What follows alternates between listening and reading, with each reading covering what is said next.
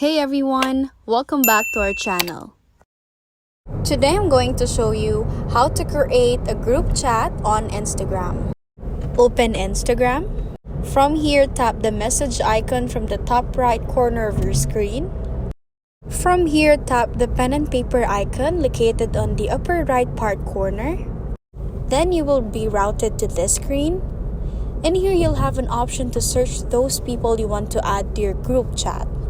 Once you found those people you want to add, then you just need to tap the circle for them to be selected. Once you're done with the selection, then on the upper right part, tap Chat.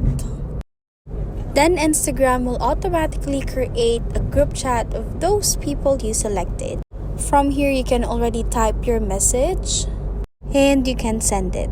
And here you'll also have an option to name your group chat. And that's how to create a group chat on Instagram. If you like this video, please give us a thumbs up, comment down below, and subscribe to our channel. Thank you for watching.